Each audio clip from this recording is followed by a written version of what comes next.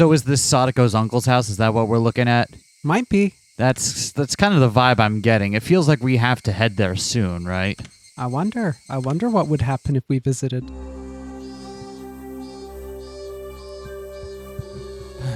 Well, let's hit that continue button. I wholeheartedly wanted to protect her. I wanted more than anyone else what was best for her. These emotions born from kindness eventually became murderous intent. My pure white intentions stained in red and black. Interesting. Whose thoughts are these? Interesting. And even as I understood that, it meant the destruction of the day-to-day life I so wanted to protect. Tatari Goroshi. Where did I go wrong? Looking for the answer, the tragedy spreads ever wider. I know some of it got cut off on the recording. You'll just have to forgive us. That sounds like Keiichi, specifically talking about keeping the day-to-day stuff. Maybe. The only other person... Because he's the one we've heard expressing that. The only other person we've seen kind of take like any other like what looked like decisive action against what was going on was Rika. It looks like she attempted to stab Shion with that needle in chapter 2. So I guess it also could be her, but we haven't really spent a whole lot of time in Rika's head yet. If at all. Probably have to wait till the Rika chapter to know for sure. What is that, next one? Who knows? It's probably the next one.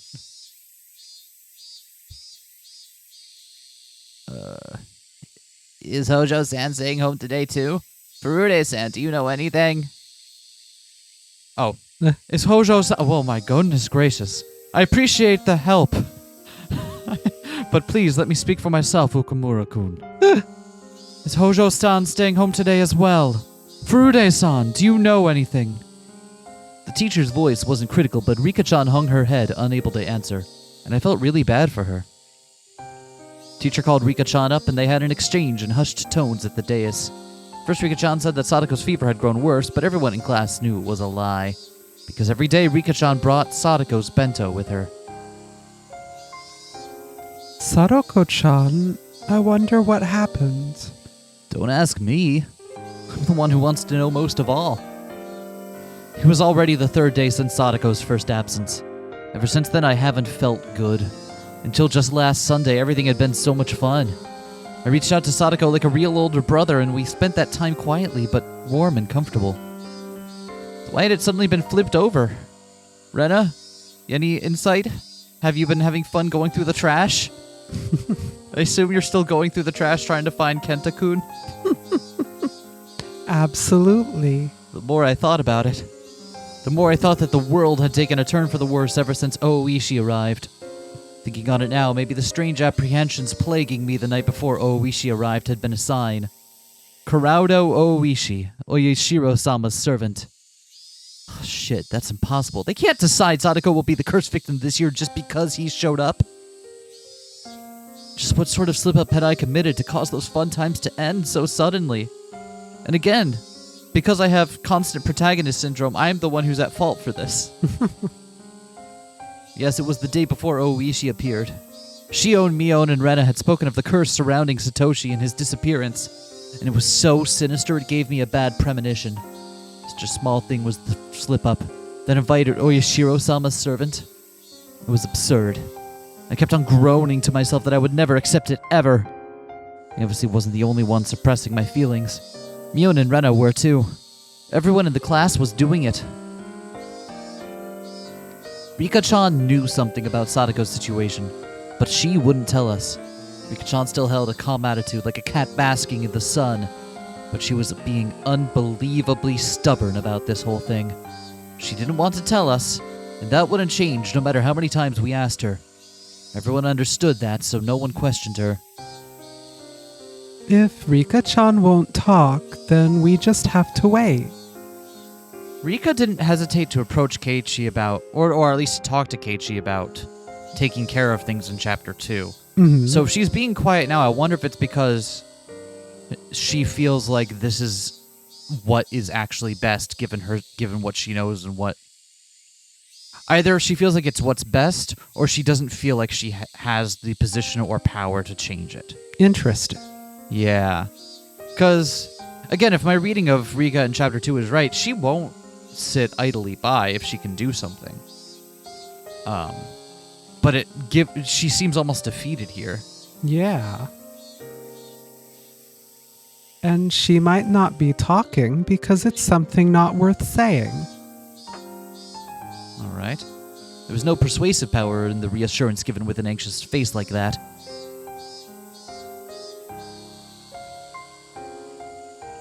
Mion was being taciturn and just looked up at the sky with a somehow annoyed expression.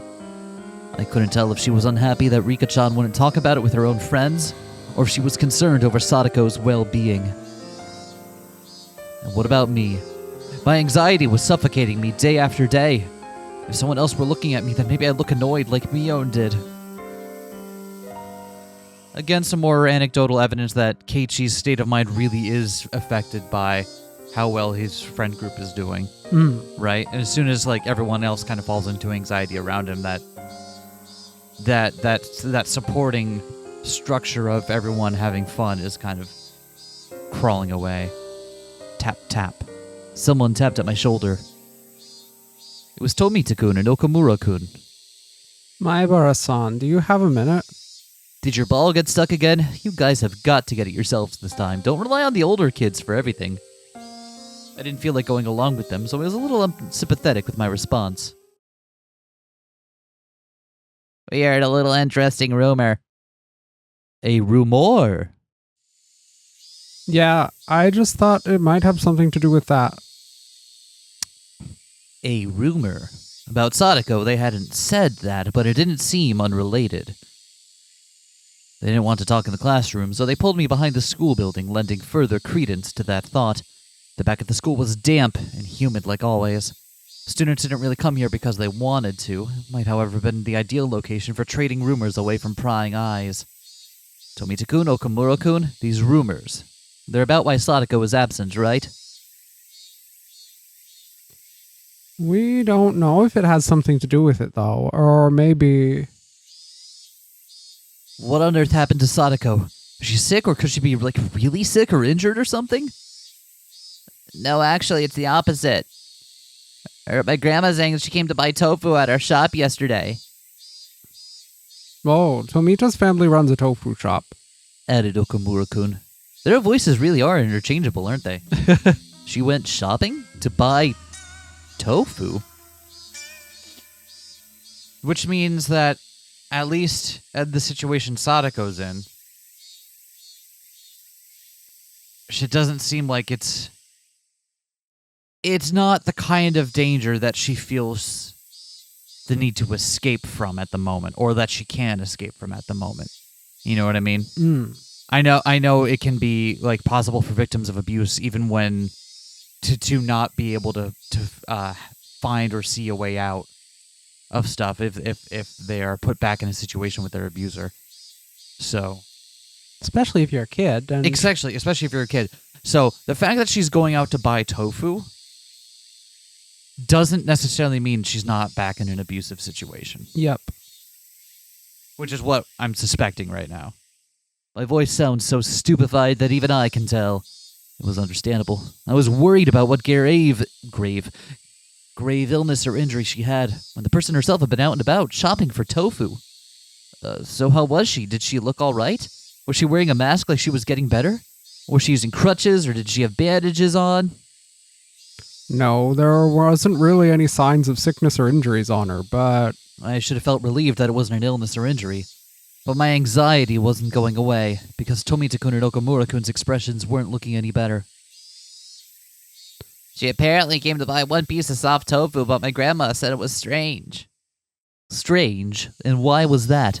What's wrong with buying soft tofu? Irritated by how roundabout they were being, I had to desperately fight that irritation from creeping into my voice. Well, Hojo and Furude live by themselves and they don't have that much money, right? So they only ever buy the cheaper, firmer kind of tofu. They never bought the soft stuff. It's the most expensive thing there. Well, soft or hard, they're both tofu, right? Maybe she just wanted to eat some great tofu or something. Well, maybe, but... I knew how transparent I sounded right then. This wasn't anything trivial, it was some kind of important clue. Not the cheap, firm tofu, but the expensive, soft kind. Shopping not in the evening after school, but in the middle of the day. I couldn't figure out what those things meant. As I thought hard about it, Okamura-kun took his turn to speak. Me next. This is just a rumor, but apparently he's back. He? Who? Who is he that is back? Hojo's uncle. I mean, like, it wasn't subtle about this, but yeah. Sadako's uncle. Right, I think Coach told me about him. Their aunt and uncle had taken them in after Sadako and Satoshi lost their parents in the accident. Hojo's uncle. They say he skipped town last year, scared of Oyashiro-sama's curse. He's really scary and violent, like a gang member. Everything Coach told me came back in bits and pieces. That's right, the mean aunt and uncle who had tormented them all the time. I think he said that after their aunt was beaten to death by the deviant, he ran away to his lover's house in Okonomiya in the fear of the curse. Ran away to his lover's house. So is that meant to imply that he had a lover at the time? Quite possibly. Or that she was his lover. She is not anymore, but was his lover recently. And so his lover's house is the best way to refer to it. Huh. What? Sorry, I just unclear what was meant to be implied. But if he was seeing his lover at that time, I don't know. yeah. Why would she be staying home from school and shopping for soft tofu in the middle of the day just because her uncle came back? Probably because her uncle has her homemaking now.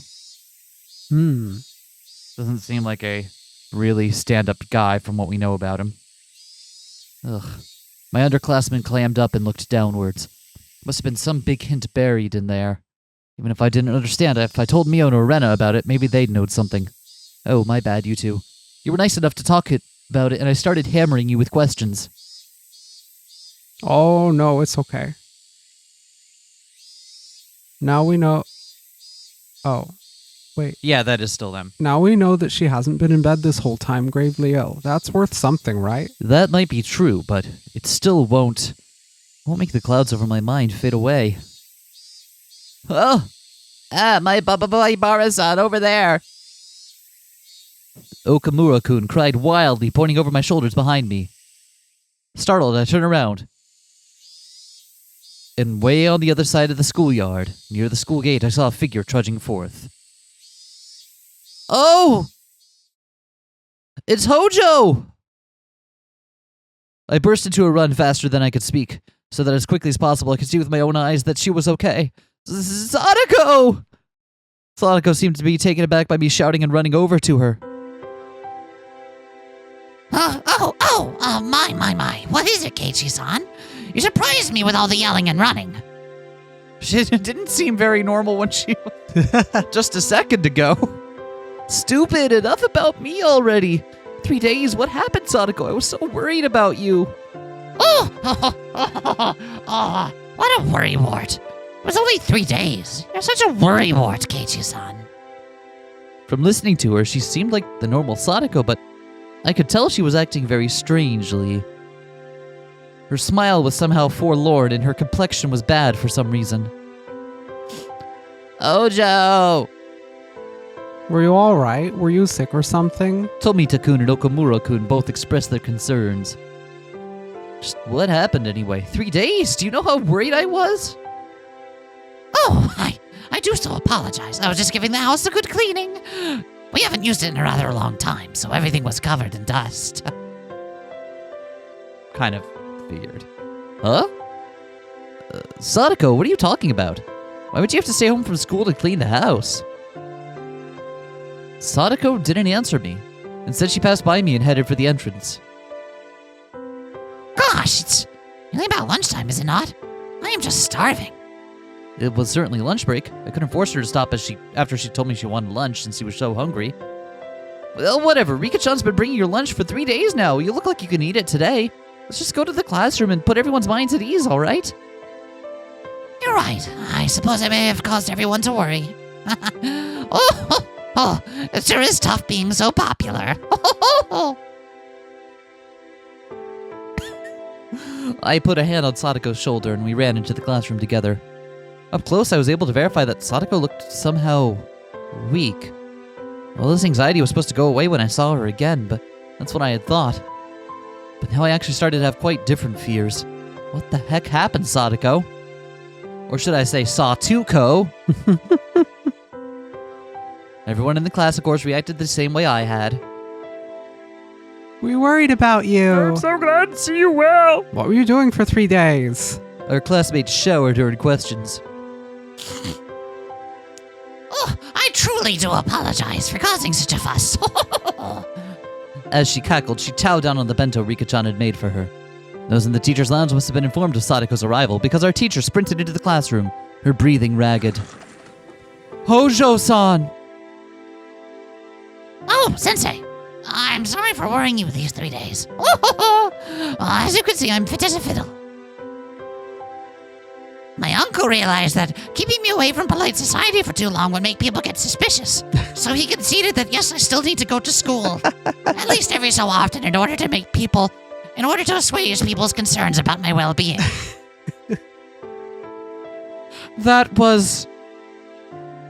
I'm choosing to ignore that little side bit just for my own sanity.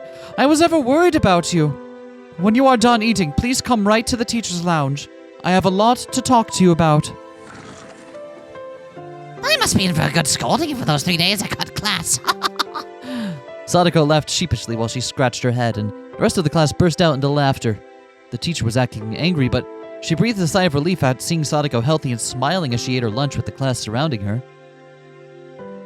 What a relief, right, Rena? Huh? Oh, sorry. Yeah, I'm glad she's okay. I looked at Rena and knew. She had a sense that something about Sadako was off as well. I looked to see Mio detached from the clamor as well, with a somewhat grim expression. But Rika-chan, on the other hand, was smiling from ear to ear. Oh no. Oh no, Rika. Rika, you were like... Here's the thing. Yeah? Given how... fair or not, by her circumstances, it seems Rika really has matured a lot more quickly than everyone else in this classroom. However, she still is just a little kid, right? So, I think at some point just her relief of seeing Sadako okay is overriding her more mature sense of something isn't right here. Yep. Right? Because... And we shouldn't expect her to have the perfectly rational response to everything, even though that's what she does. Like, that's what she's the reasoned kind of mature response to everything, because she acts like a fucking adult all the time. But, Rika, no. No. She spread out the bento boxes one by one as Sadako finished them. No. Finally, after Sadako was satisfied, and after enjoying a thorough conversation with her classmates, remembered that she'd been called to the teacher's lounge. Oh, it's such a pain, but I think she'll be angrier if I don't go. I'll go with you. Okay, maybe she's just relief, but still knows what's good. You know, it's like, there needs to be someone advocating for Sadako here, huh? God damn it, Rika. Why are you the adult in like 95% of the situations you're in? Sadako rises from her seat and Rika-chan runs over to her. I do apologize, Keiichi-san. I'll be right back after getting scolded. It's okay if I call you Keiichi-san and not some other name, right? Right? That makes you feel good if I call you Keiichi-san? Right. I mean, I could go with you, too. We're all comrades of getting scolded at the teacher's lounge, right? Ever since the curry incident. That won't be necessary. Keiichi should mind the place while we're away. Oh, that was Rika. That won't be necessary. Keiichi should mind the place while we're away. Rika-chan's words were gentle, but the firm rejection was clear in her eyes. The two of them exited into the hallway, walking shoulder to shoulder. After seeing them off, the class breathed a collective sigh of relief, broke apart, and went back to their usual break banter. We, however, couldn't go back to how we usually were. Rena is fucking pissed. So we're all angry, right? No, not I, not Mion, and of course not Rena. They stared at the classroom exit Sadako and Rika-chan had left through, their expressions a little distant and grim. We're all friends, isn't that right? I blurted out something strange, so Mion and Rena turned around with dubious expressions. I won't keep anything from my friends, so I'll tell you what I heard just a little while ago. I told them the stories I'd heard from Tomita-kun and Okumura-kun earlier, about the tofu shop and how Sadako's uncle had apparently come back, all at once without letting them speak. That's all I know. If either of you know anything, please say so. I've said everything I can. I ended my sentence firmly and looked into Mion and Rena's eyes in turn. Rena stared right back at me. Her eyes didn't falter. She is way too good at putting on an iron expression. Without even opening her mouth, I could tell she wasn't hiding anything. Really? She stares at you with like a perfectly polished and unmovable smile, and your first reaction is, oh, she doesn't know anything. Not, this person has spent far too long working on what appears like a friendly face in order to not have to answer these kinds of questions. Then our gazes turned to Mion. It's not like I was trying to keep it a secret or anything. Mion couldn't seem to endure our silent stares and began to talk timidly, as if she was guilty of something.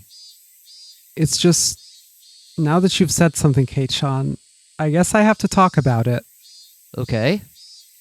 Mi-chan, you know something? Well, I mean, I knew from the first day that Sadako's uncle had come home that he just randomly showed up in Hinamizawa last Sunday. That makes sense. Because, by the way, I would know if anyone new shows up in Hinamizawa same day. I was gonna say, if anyone, the Sonozakis would seem to be the people. Kind of my job. I thought it was your grandma's job. Hey, Mion? When's the last time your grandma went out for her weekly, Don't worry about it. All right. Why didn't you tell us that? I'm sorry. Because it really, as much as it sucks, it wasn't their business until something was wrong. Yep. Is that wrong to say? That it's like, ugh. My angry shout caused Mion to flinch away, look down, and hang her head uncomfortably. Keiichi-kun, it's nothing to get angry about. You're scaring Mi-chan. Ugh, I'm sorry I shouted at you. You're right. I lowered my head in apology. Mion accepted it, collected herself, and continued. According to her, Sadako's uncle's relationship with his lover, whom he had been with in Okonomiya, had collapsed. Without anywhere to go, he went back home to Hinamizawa. And on that Sunday, the day of the barbecue, her uncle ran into Sadako and brought her back to the house. Did we see that happen during the barbecue scene? We didn't. Okay. Anything else interesting about this version of events? It leaves out the part where his partner's dead. Sure does. Which, it feels like Mion would know that, but maybe she doesn't. Maybe. And when the Sonozakis have their paws in the police department, right? Feels like they would know that, but. And to be fair, relationships do generally collapse when one of the participants' abdominal cavities collapses. And if they don't, then you get the seminal folk album "The Dead Will Walk Dear" by the National Lights. Highly recommended. Why? Why did he bring her with him? Because he's a good-for-nothing parasite. He can't even cook by himself, much less do any cleaning. But he brought Sadako-chan back to have her cook and clean? I remember that she said she'd been cleaning the house when I met her back at the school gate. A moment later, the pieces fell into place into the jigsaw puzzle of unease. And as for what the puzzle depicted, when I saw it from afar, I could see the answer clearly.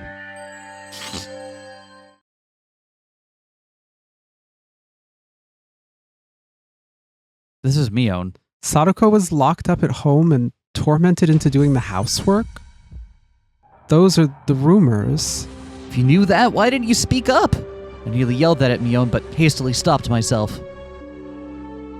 Mi-chan, is that true? I haven't seen it myself, so I don't know if it's true or not. And as much as I hate it, probably as someone who is knowledgeable of the town and the level, Mion probably does have to exert some level of discretion over what she shares and what she doesn't, because she probably hears everything. Yeah. And some of that probably does turn out to be rumors, but still sucks. You could just not have Yakuza running your town. I just want to be clear. The problem here is that the Yakuza are in control here, but after we get past that layer, we're working with what we have, okay? Mio looked down again and, staring at the floor, grew quiet. Just like last year, like when they lived with their mean uncle and his wife. Didn't describe the wife as mean, just the uncle. Interesting. But this uncle is completely helpless when it comes to housework, right?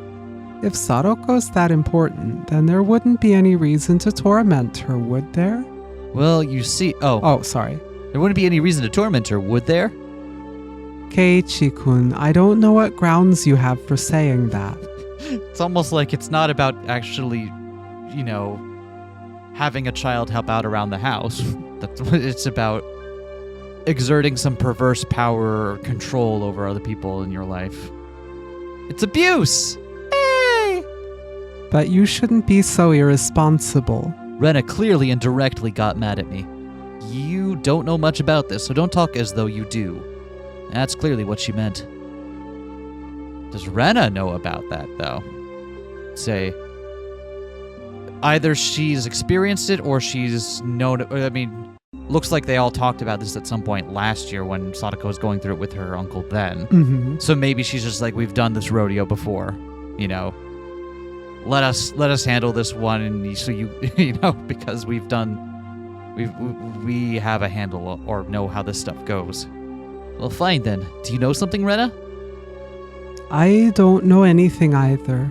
I didn't know her uncle had taken her to the house until hearing it just now. But the situation is different from a year ago. The situation is different. What does that mean? Well, there's no partner, and there's no Satoshi. Satoshi-kun isn't here. Satoshi really cared about his little sister. He always stuck up for her. He was her shield, so that she would be affected just a little less by their mean aunt and uncle's fighting. Okay, this one describes their aunt also as mean. Okay. The mean uncle and Sadako-chan are the only ones living there now. Can't you imagine how stifling that must be, Keiichi-kun? He only even came back because he broke up with the woman he was staying with. Do you think a person who came back for such an unpleasant reason would be able to treat Sadako-chan kindly? She was right. It wasn't easy for me to imagine Sadako not being tormented. Sorry. Oh, no, I'm sorry too. I sounded like I was interrogating you, didn't I? An awkward atmosphere floated among us. Sus. The three of us. Was that the wrong time? The three of us remained silent and just stared at the floor.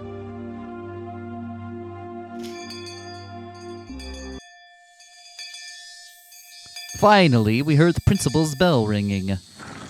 The teacher came back with Sadako and Rika-chan at her side. All right, we're starting afternoon class. Class president, if you'd please. Everybody stand up. Everybody sit down. Now move to the left. Now move Slide to the right. One hop this time. Oh, I'm sorry. How rude of me. Rika didn't look happy about what happened in there, huh? Probably like, I know, I'll find an adult who will help and be able to make things better. And then the answer was, I don't know how you expected this to work, but I'm not Sadako's legal guardian. I just work here. I guess as someone who works in a let's generously call it schoolhouse, out in the middle of the boonies. I don't know how much control you think I have to make something happen. To be fair, what kind of... I wonder if you know a thing or two about this. Do you know what kind of responsibilities that teachers, in the U.S. at least, would have? Oh, in yeah, this absolutely, situation? absolutely. So my mother still is a teacher in a K-9 school. So, like, teachers do have a level of responsibility to, like, look and see if students, if they are being abused, and like someone's coming in like that. They have at least systems in place to move stuff forward if they suspect something is going wrong. I was more getting at the point that she is in what is clearly a schoolhouse that exists solely out of spite. Yep. And probably does not have access to those same networks that we do here in America in the year 2020X. Yep.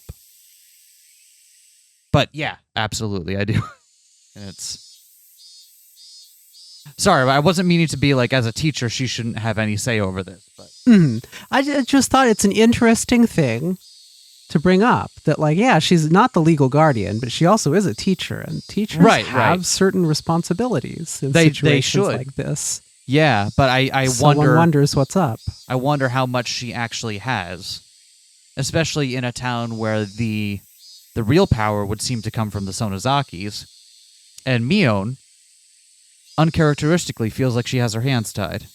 Kind of odd. Yeah. Given the clouded look Rika-chan was wearing behind her, it was tough to laugh off the disquieting story I'd heard from Mion.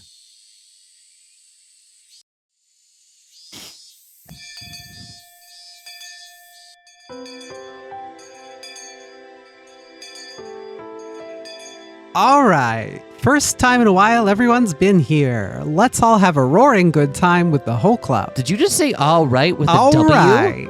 With I a did. W instead of two L's? That's how excited I am. Oh, wow, okay. Yeah, perfect.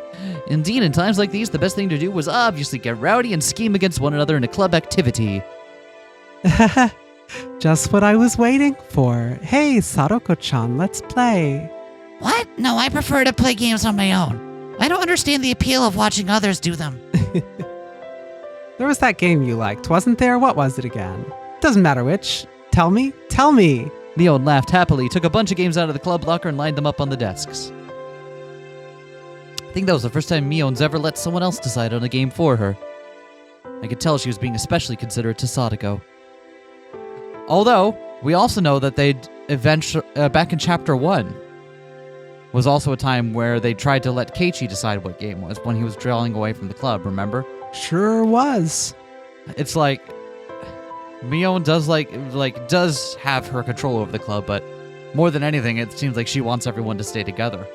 Just because I'm here Maybe to kick your asses 6 days a week doesn't mean I don't want you to be well adjusted and have an okay time. Right? I'm even helping you work through your gender stuff, Keiichi. What? But like, maybe that was Mion in the text at the beginning of this chapter. She seems to really want these happy days to continue, right? Thinking that whatever her circumstances, if we could just enjoy our time together as a group, that might be some comfort or diversion. Sadako seemed to understand her feelings too and smiled vaguely, though pleased, but her head slowly moved from side to side. I'm very grateful, but our feelings are enough. There are many things I need to do, so... Even Rika-chan hung her head in remorse. Hey, whoa. Seriously? All the club members are here for once and we're not playing anything? Desertion in the face of the enemy. What was the punishment game for it? What part of the club constitution was that in? Stop it, Mi-chan. We can't force her to play with us. Hey, this old man isn't trying to force her or anything. I just thought it would be more fun for sure if we did something exciting. Really, I'm happy you all feel that way. Don't worry, next we meet, you'll see. I'll get you all caught in a gigantic trap.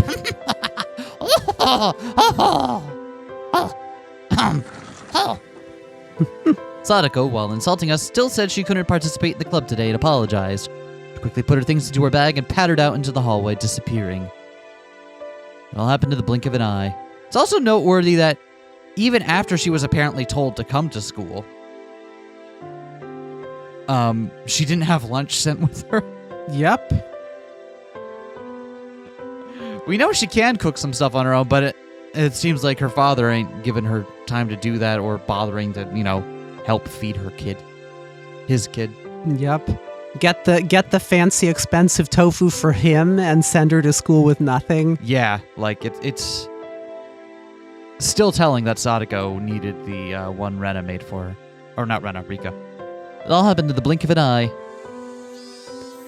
Sadako. Rika-chan stared lonesomely as her friend hurried home, unable to be a part of club activities. Silence filled the classroom. Both the cheerful voices of our classmates in the schoolyard and the voices of the cicadas sounded like they were coming from some faraway world. This is boring. It's my favorite song on the soundtrack right here. Throw this on in the club. Put 4 underneath that and just... The silence was broken by Mion's bitterness, and she began putting the games on the desk back into the locker. Everyone else just stared absently at Sadako's seat, now empty. Rika-chan, maybe you could tell us about it now? Is she going to try to get the whole group together?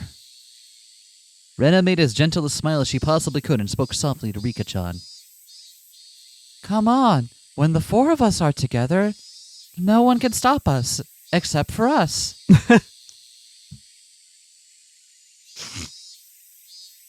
Even without hearing it from her, we pretty much knew the situation at this point.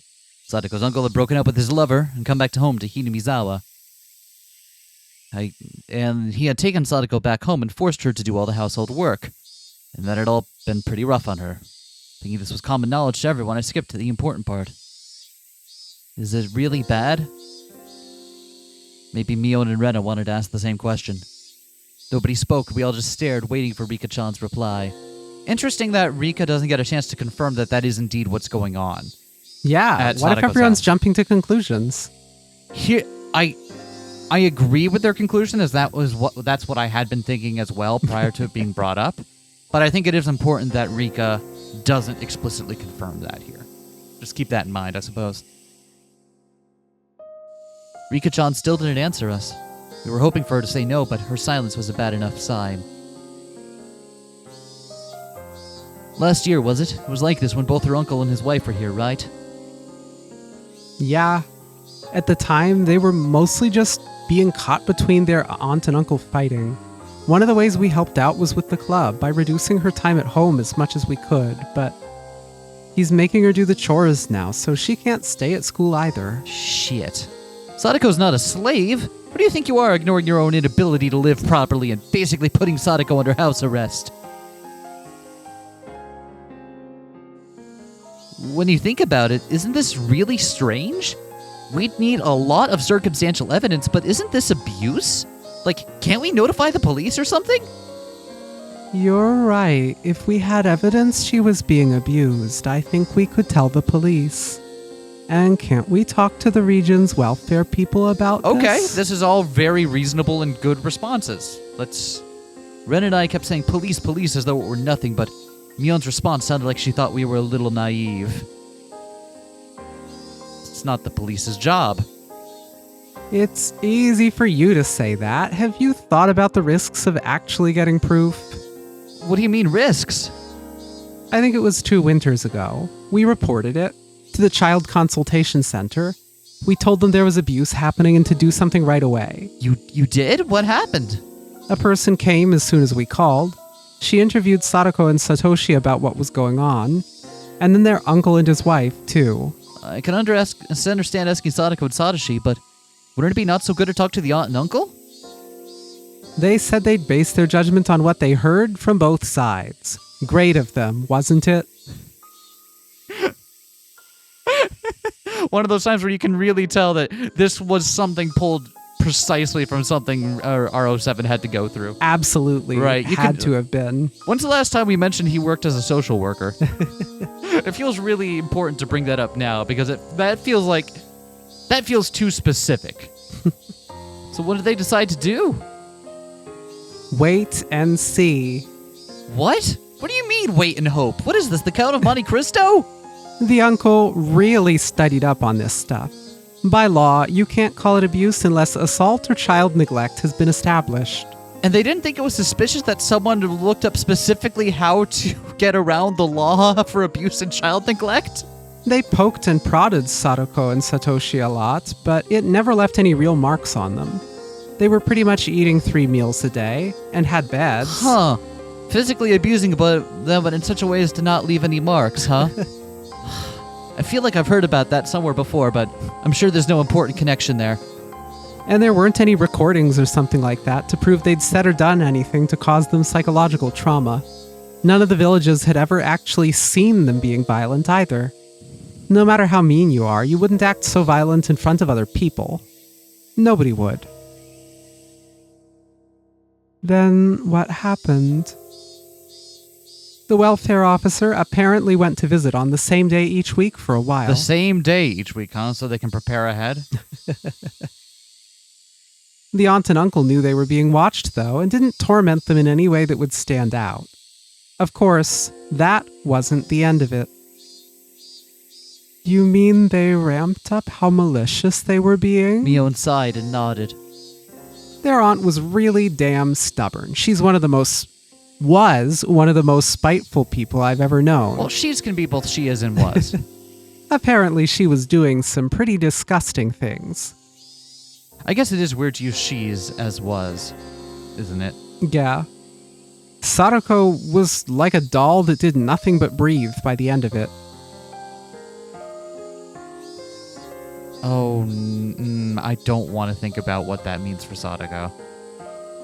But Sadako was like a doll that did nothing but breathe by the end of it. That makes me think of something so horrible that the only way Sadako got through it was by dissociating. Yep.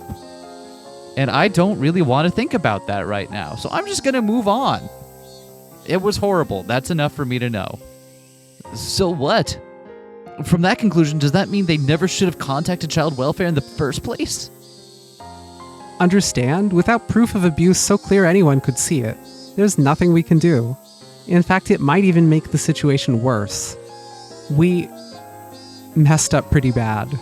After hearing that, even public organizations, the one thing they thought was dependable, couldn't do anything. Everyone hugged their heads. In other words, until we have clear evidence of abuse, we shouldn't notify anyone? Well, I mean, basically, yeah.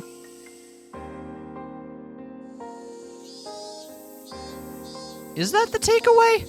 I don't think... I mean, for them as kids, I get in the moment, but like... Damn, and they already tried going to a trusted adult, and Rika seems like that didn't help. Yep.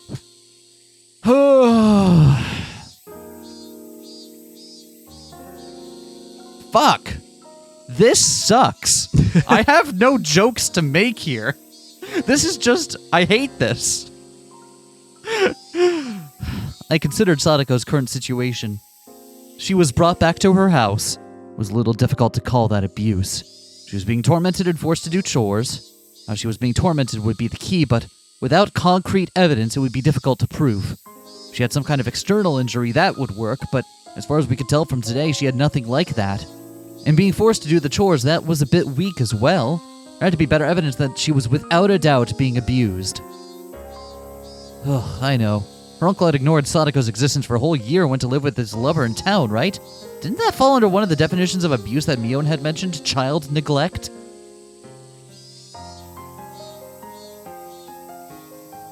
Yeah, it's the perfect case of child neglect. What about that, Mi-chan? If her uncle weren't here now, it could be recognized as child neglect, but he's living with her at the moment, isn't he? They were apart before, but if he said something like he had a change of heart and decided to live with her, then they might just wait and see again. Ugh. Once we reported it, we would need to be absolutely sure that they'd interpret it as abuse.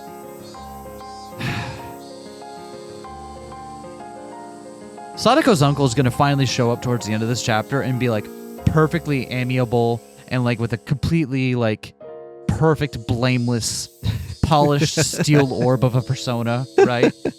To borrow a phrase. And Keiichi's gonna be like, could this really be him? And I'm gonna be so sad. What's worse, if he's just got it completely together and like knows everything to do to get away with abuse and has got this on lock, or if he just is openly a complete piece of shit and still nothing gets done? Which one of those outcomes is worse? See, because there's two ways we could go about it, right? Because the part that's really important is that he's done the research to know what he can get away with, right? And that tells tells me it's not someone who's just doing it because of, oh, I had a bad upbringing and this is the only thing I know, or something like that. Like, there's no extenuating circumstance. This is like premeditated. Not extenuating in the sense that it would excuse that. That was the wrong word to use. Please don't take that out of context and say I support child abuse. But like, either it is just someone.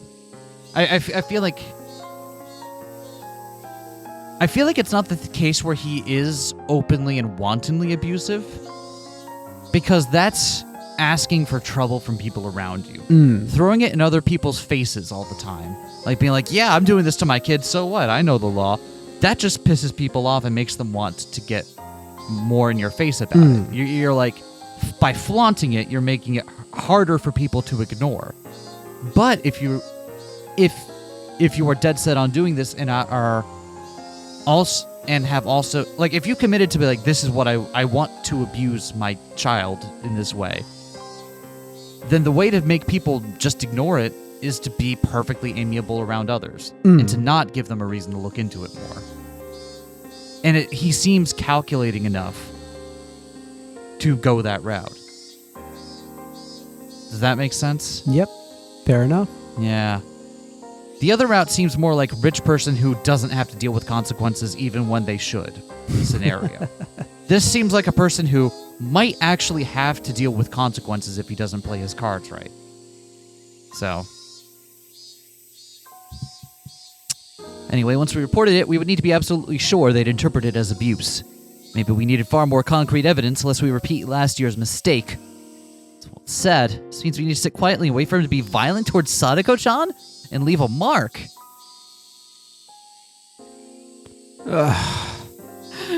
Yay! The best thing we could do to help our friend is to wait until she gets hit so violently that it's indisputable. I hate this so much. The only plan I could think of was, in the end, just watching and waiting. Which kind of doesn't sound that dissimilar to what Child Protective Services said. It left me in shock when I realized that it would be the same policy as that if the officials had made the situation worse. God damn it, why do I bother making observations? You don't need me to make observations. You don't need commentary. As Mion said, reporting it to a public agency would be a gamble. If we were going to pick a fight, it would have to be one we couldn't afford to lose. If we were gambling, without enough money, without enough evidence, our defeat would be assured. We took the time to amass enough money that we could be sure of victory. That would mean pretending we didn't see Sadako's plate for a considerable amount of time. You saying that if you have enough money, the rules don't apply to you? What are you saying, Keiichi? Seems like we're teetering really close on the edge of an important observation here. Is it just me, or does this chapter feel like... This feels so, like, out in the open and clear-cut that it feels like R07 is really fucking angry. A, like, yes, that's true. And yet, B, the difficulty is so high in this chapter. I wonder where that could be. So far, it seems really straightforward, right? The difficulty of the chapter is... The emotional difficulty? Yeah, it is really difficult. I'm having a hard time with this. But, like, not to say that his point of view hasn't also shown up in the other chapters, but is it just me, or is this chapter really, like, just kind of, like... Are you also kind of feeling that hatred just bubbling right beneath the surface there? that kind of anger at this. Having his characters stare directly at the camera and say, this system is fucked up and bad and we should make it work better. Right? Ugh. Sorry for bringing this up now, but how was Rika-chan ever able to live by herself? Because I'm basically an adult. And have been for years. Nipa. Rika-chan had lost her parents, if I recalled correctly. From what I heard, she had have no relatives either. She was forced to live on her own, and as a result, her life was unfettered, free of restriction. She could somehow grant that freedom to Sadako, too. Rika-chan, you're living without any parents, right? Is she emancipated? She must be. She has a grandma still in the picture. Did we have this conversation? Didn't we? Was her grandma dead at this point? I don't recall. Well, you're living without any parents, right? Don't kids with no guardians have to go to orphanages and stuff? Keiichi-kun, that's cruel. I'm not saying that because I think that we should. I'm saying that because I want whatever she's got for Sadako. Dead parents? No! Well... More dead parents. We laugh because it's the only reaction we can have. I'm not saying it to be mean. I only asked because I thought maybe there'd be a hint to saving Sadako in there. I'm sorry if I offended you, Rika-chan. Rika-chan shook her head, not particularly disturbed. Well, you see, it's because I'm considered the mayor's daughter.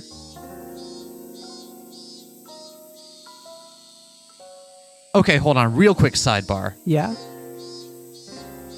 So, what about the mayor's other daughter? Wait, it was Rika? No. That doesn't seem that to be the doesn't check case. out at all.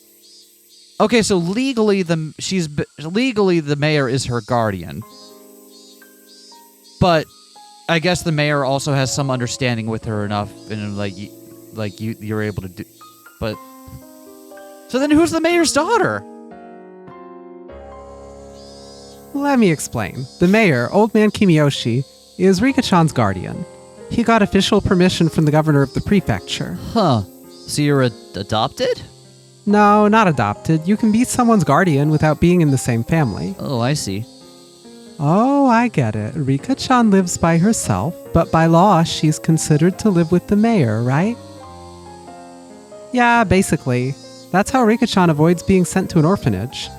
Actually, it'd be Child and Family Services, not an orphanage. Meep. I don't understand the hard things. But anyway, she's right. Interesting you should say that, Mion. You can be someone's guardian even if they're in another family, huh? And shouldn't we have the mayor or someone else become Sadako's guardian, if only on paper?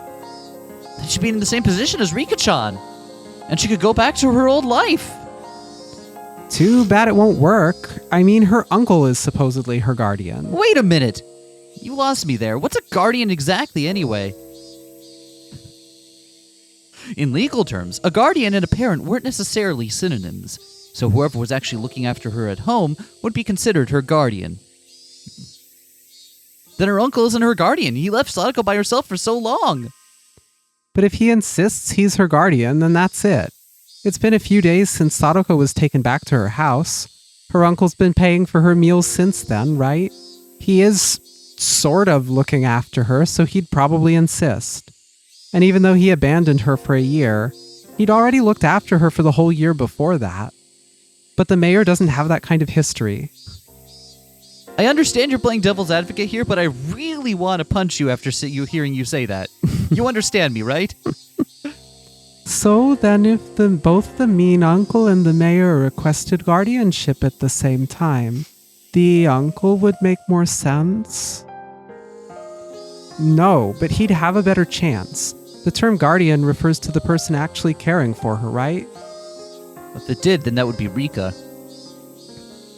The uncle actually has a bed and food for her, but the mayor would just have his name. It wouldn't even be a contest. Then shouldn't the mayor just start caring for her for real? He'd be her guardian in name and reality if he did. We just need to shelter Sadako. That might lead to her uncle being desperate to take her back, but will stubbornly refuse him. It won't be that easy. Sadako is a growing girl, you know? It's not like giving someone a cat. You're asking him to care for a real person. Then Coach, what about Coach? I don't know, but he's got a lot of money, right? He even said it himself. Even if he's not a real father, Coach could become her guardian. He'd be great at taking care of her, right? Stop that. Stop thinking of Sadako like a pet. All you're doing is talking about pushing her onto someone else. You need to think more seriously about how much responsibility it is to care for another human being. Did you ask him? Did you get an actual promise from him that he'd take Sadako under his care? No, I didn't. But he would definitely say yes, wouldn't he? Well, fine. Even considering the 0% probability of Coach saying it was okay. Then what? It still wouldn't work. He couldn't become a guardian all by himself. Ugh! That's right. Coach, didn't he say it himself? He was alone, so he couldn't do it. Shit, what the hell? Why is being single such a disadvantage in this society? Then all you could do is marry into a wealthy family, couldn't you? And then... Is there anyone that wealthy in Hinamizawa? I'm not sure. See, it's not simple. It's hard to adopt someone, and you can't go into it thinking you'll push Sadako onto someone else just for a little while. You're being naive, Kei-chan. Mion? I'm having trouble differentiating if this is RO7 taking a moment to use Mion as a mouthpiece, or if Mion has her own personal reasons to feel this strongly about this. Which she might, considering she's living with her grandmother and not her family. It could be that she's gone through a similar experience at some point. Reminds me of that one scene towards the end of... Did you ever... we got through the entirety of The Wire, right? Yeah. There's that one scene towards the end of season 4 with the one cop who was like, I can't send this kid back into system. Like, what can I do? Can't I just adopt him? Like, I will do literally anything. And it's like, nope. It's not that simple. Yep. This sucks. Shit damn it, what the hell? You're desperately thinking of how to save Sadako and all you're saying is no. Don't you care about her at all? Are you even worried about her friend one bit? What do you have to say for yourself? I didn't mean that, but it just won't be that easy, and... Ugh. Not a difficult problem, right? We just need to have some rich people look after Sadako for a while, that's all. Right? What about your family, Mion? You always brag about how great it is being one of the 3 families or whatever, don't you? She brags about that all the time? Okay. From what you said, you must live in a gigantic house. My house? No, that won't happen. My grandma would never allow it. If only there was someone who had a large house. Perhaps large enough to fit someone else in it right now. Even better if it was someone Sadako liked and like had a good relationship with, existed. And... But your relatives in Okonomiya, from what I heard, they're living in luxury themselves, right? Plenty of shops your relatives manage in town, too. Your family are basically millionaires, aren't they? No, that won't work. Going to Okonomiya is even more out of the question. My father, he'd never let it happen, ever. Ooh, hearing more about Mion's father. Interesting. Hey, normally you act like some high and mighty bigwig, and now you're being all spineless? What the hell? Just gonna sit by and watch Sadako suffer?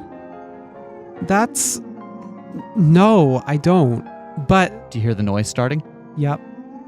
Keiichi, she's not trying to... She's on your side.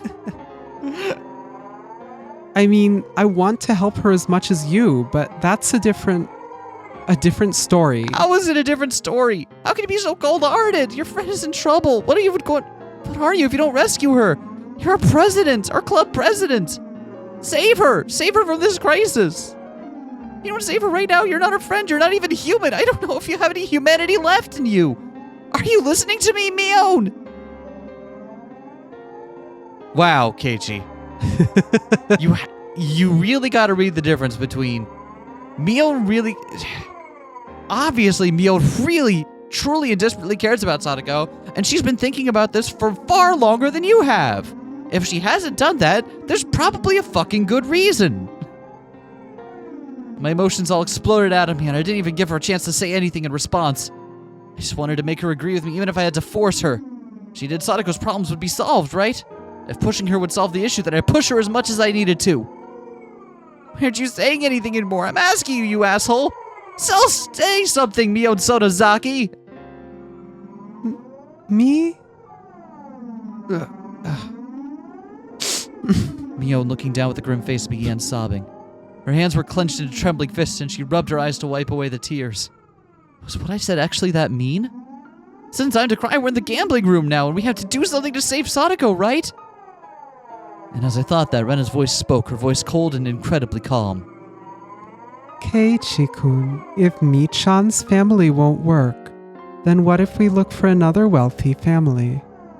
I know someone in Hinamizawa who lives in a nice, big house. Who's that? Oh, come on. You've got a splendid family, and you're leaving it out of things. My family? My family is... Your friends, right? Save her, Keiichi-kun. Michan is cold-hearted, after all. Since you are so considerate toward friends, you should lead by example.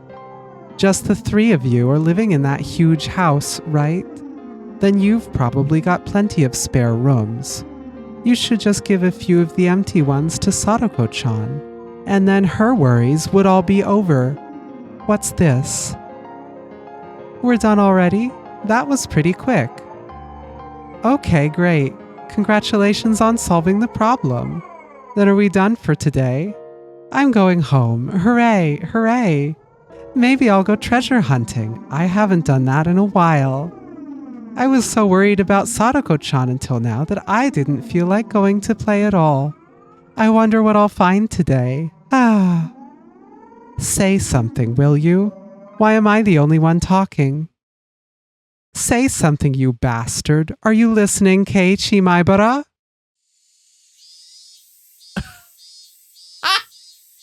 Fuck! Damn!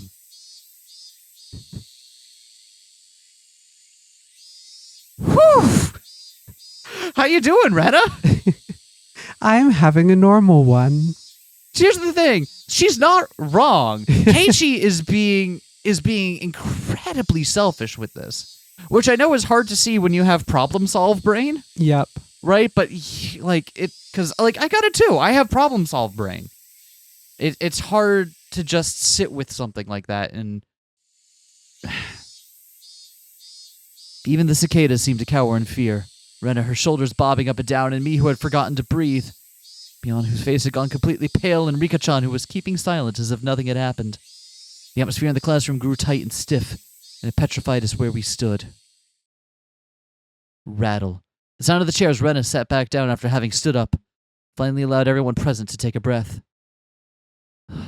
Rena had shown me just how much I'd hurt Mion. Rena's scary. After a few moments, Rika-chan cut it into the frozen air. Yeah, I'm sorry, Rika-chan. Mi-chan, I'm sorry to you too. I don't have to apologize to you, do I, Keiichi-kun? Yeah, I am sorry. I'm sorry for being so unreasonable. Were you saying all that to me before? You said it while glaring at Mi-chan, so I totally thought you were talking to her. You ain't getting out of this one easily, Keiichi. Rena had such strength that you wouldn't have imagined it normally. All I did was spout terrible things as a wave of violent fury passed over me, and I couldn't contend with her. Mion, I'm sorry. I lost my cool. You were never cool to begin with. Fucker! Come to think of it, I didn't understand what got me that riled up. I thought of myself as Sadako's Nini, right? So I only had good intentions. And I think about it a little harder than everyone else, and yet... It's okay. You were worrying with everything you had, but all I was saying was that nothing would work. So, I'm sorry. I did something wrong too. No, you didn't, Mion. Mion rubbed away the tears at the corners of her eyes with her fists and apologized as well. We bowed our heads to each other and looked down, without glancing at the other. Someone, I don't know who, heaved a sigh. Sadako being tormented had been known about since last year. How had the tragedy back then saved Sadako? How had they brought it to an end? That's right. In the end, no one could do anything. All they could do was bear it patiently and wait for those agonizing days to end. That's right. The one who brought an end to those terrible days was some crazy drug addict that no one knew. On the night of Watanagashi last year, their mean aunt had been beaten to death. But it hadn't been done to save Sadako or Satoshi. That's right. It really was just a coincidence. Sadako's friends, who needed to do something for her most of all, could do nothing. The incident may have been a tragic one, but from Sadako's viewpoint, it was nothing less than a miracle. A miracle. A miracle one could only wait for. Is waiting all that we can do? Not for evidence of abuse, not for something that minor. Huh? Wait, for what? Oh, I don't know who said that. Huh? Wait, for what? A miracle. No one made fun of me for using such a crazy word. We couldn't come up with any solution, so it was the only thing we could do. We're powerless. That one word Mion dropped was the finishing blow. Are they? I understand the context in which Mion says that. But also, her family lead a local Yakuza. If they really wanted to, there's a way to have this taken care of. There's plenty of places they could put Tepe. Exactly. Plenty of holes he could be found in years later. I'm led to two conclusions. One, they already tried, and it didn't work out. He was meant to be the other victim last year. Or, for some reason, they cannot touch Tepe. Maybe he is important in some way that's not immediately obvious, but that's the conclusion I'm drawn to. Either they tried last year and it didn't work, or they can't touch him for some reason. He built up an immunity to bullets. That's not what I meant, but yeah. Like maybe he's got important but what important connections would apply to him and not his wife, his brother, right? It was hot. My body was sticky with sweat. The worst month, June. Actually, I just figured out what the worst possible version of it is. Yeah? He works for the Sonozakis. That's why it was attached to the S group earlier, remember? That would be a pretty bad version, wouldn't They it? can't touch him because he works for them. And he does something important. Oh, no! That's the worst version! No! Oh, fuck! Oh, shit.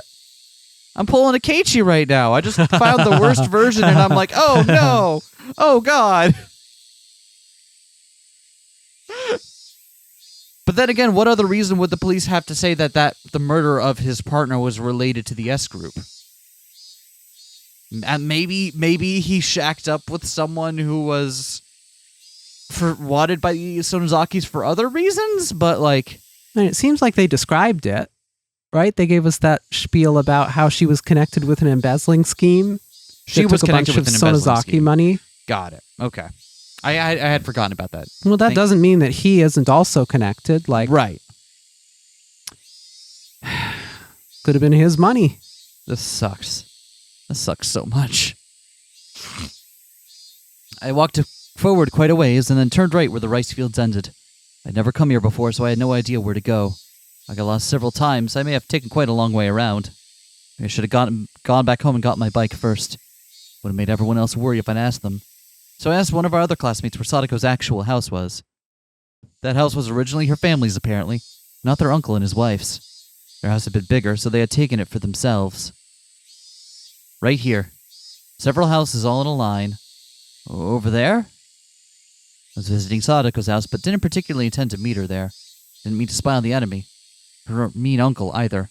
Maybe I just wanted to be a little closer to her as her Nini. Pretty words, but I didn't know if they were true.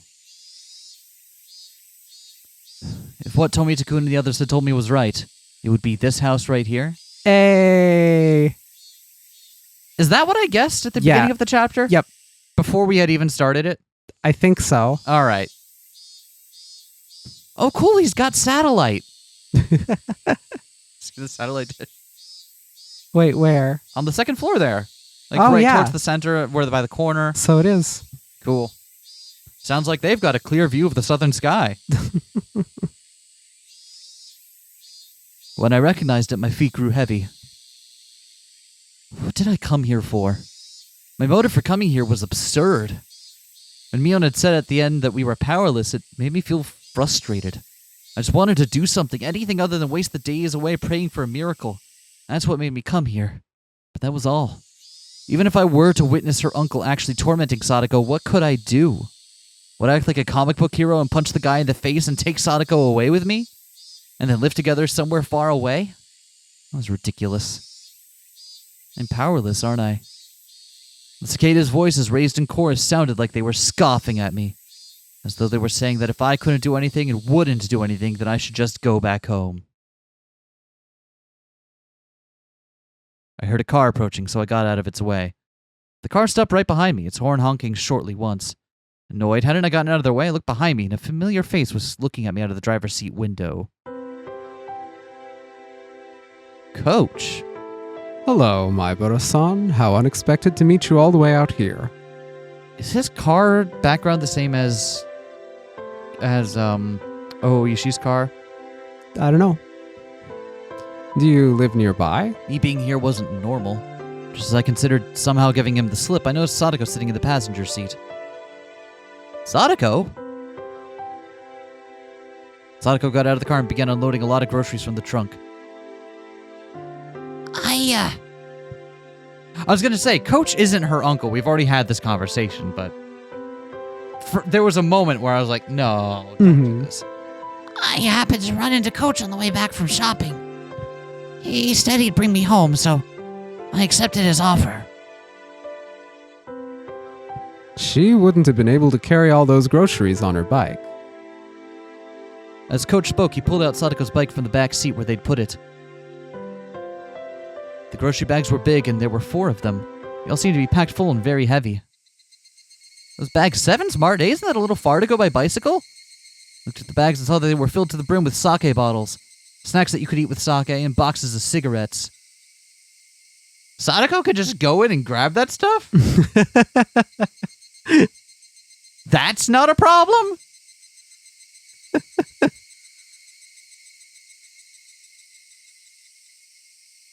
Their weight was one thing, but their contents were nothing less than luxury items. I made it thanks to Coach. He helped me out. It's a little difficult to get going up those hills. Sadako gave Coach a smile filled with gratitude, but it's incredibly awkward, even heart-rending. Sadako, these groceries aren't for dinner tonight, are they? Well, of course not. I do not drink sake, and I hate snacks. Of course, I don't smoke either. My voice just sounds like this naturally. It's the secondhand smoke. It's the secondhand smoke. He made Sadako go to a distant store by herself on her bike so she could buy dumb shit like this? What was the uncle doing right now anyway? He's been working up a good sweat at this very moment if he needed to send Sadako out by herself, right? If not, then how much? How much had Sadako suffered for no reason? I hadn't intended to voice my feelings, but they may have made it into my face. Coach might have noticed because he clapped me on the shoulder. Just then, one of the house windows clattered open. In the face of a vulgar man, the very sight of which made me immediately avert my eyes, emerged from within it. There were no self-introductions necessary. My gut told me that this was the uncle in question. Does Teppei get a Sprite?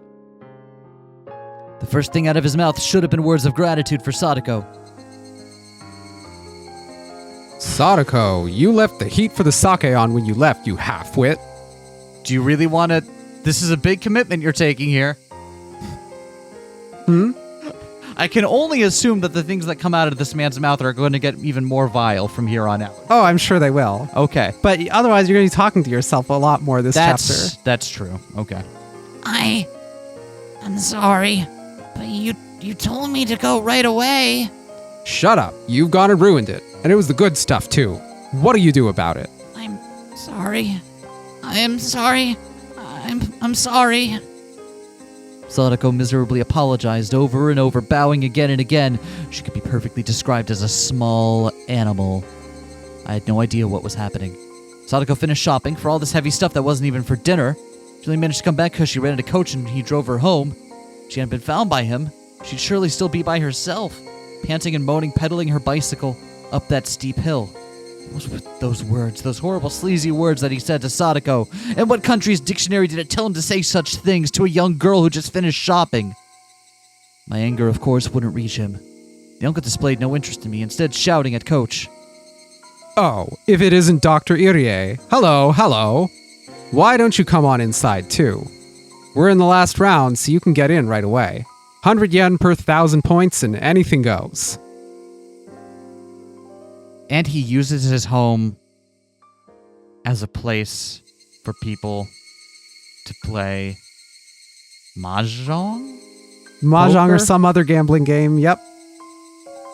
So he runs a gambling house. He runs a gambling house. And Sadako is the one that presumably has to keep people happy all night at the gambling house. Seems like a healthy home life.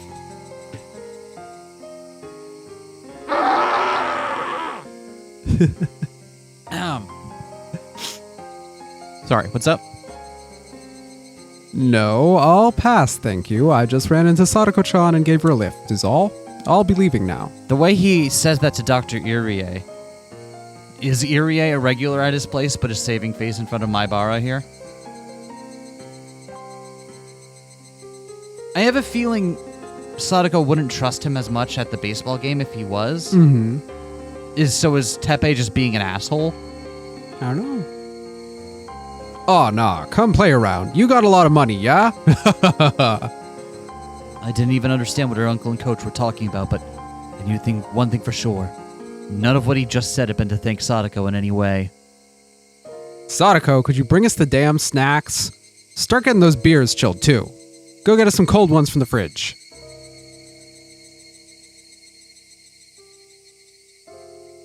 Te-chan, you're so harsh on her. Oh, wait, is this another guy or... Someone who refers to Teppei with Chan. Yeah, I don't know. Te-chan, you're so harsh on her. She looks so sad. You should take better care of her. This is how I gotta treat her. She's been like this since she was with my bro. Spoiler, and she ain't gonna listen to a damn thing you say. Shit. Whatever, it's your draw, Te-chan. Tsubaki-san declared Richi, too. Sorry. What, you and Richi again, Tsubaki? So they are playing mahjong. Looked like it wasn't just her uncle. Some of his friends were over. Hey, wait. What was he? No, what were they doing? Flinging around rude words left and right, making Sadako go shopping for your beer? What were they doing? My uncle's friends came from town, and they're all playing mahjong. He told me to prepare dinner for them as well. What the hell? Mahjong? He called his friends over for mahjong? For mahjong. Is Teppei friends with people on the police department? That's just a wild speculation based on the fact that that's where Oishi was meeting folks, right? But, like... Holy shit. Actually, I figured out an even worse way that this could be. Yeah? He is part of the Sonozaki group, but he's also feeding info to the police. He's their man on the inside. So, both sides have to look the other way while he does whatever the fuck he wants.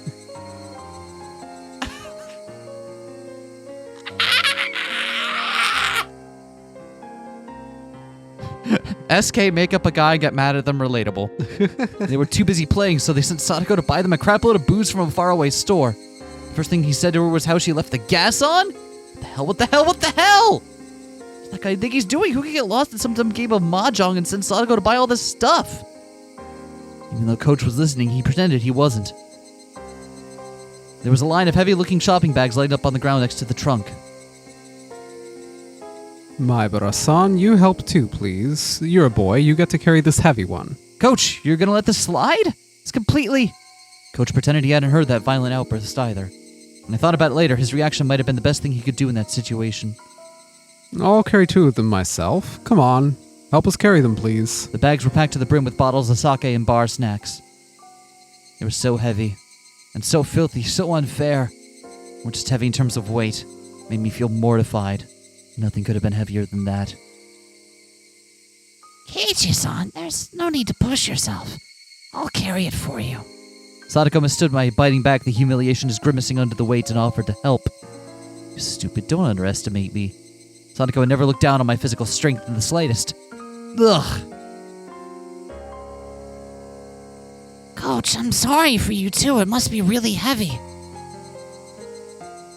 No, not at all. Answered Coach, smiling vaguely. Coolly. But I alone knew. Coach was an adult, so he just knew how to keep his feelings from showing. There was even more anger than I was feeling burning deep in his eyes.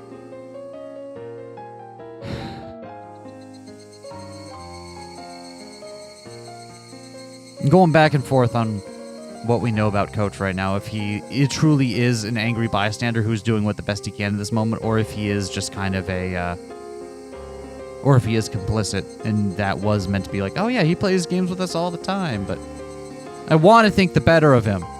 I don't want to hate Coach for reasons other than the normal reasons we already hate Coach.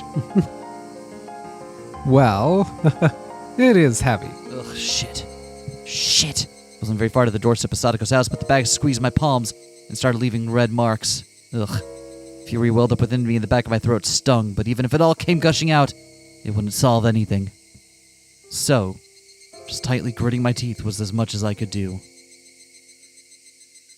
Really, thank you so much. Both of you, you really helped me out here. After we carried them to the back door, Sadako said that was enough. Occasionally we'd hear the repulsive laughing of her uncle and his friends from within. My insides would seethe. I knew they weren't ridiculing us, and that was why it made me so mad. They made Sadako shop for all this heavy, selfish stuff, then ignored her and laughed amongst themselves as they pleased.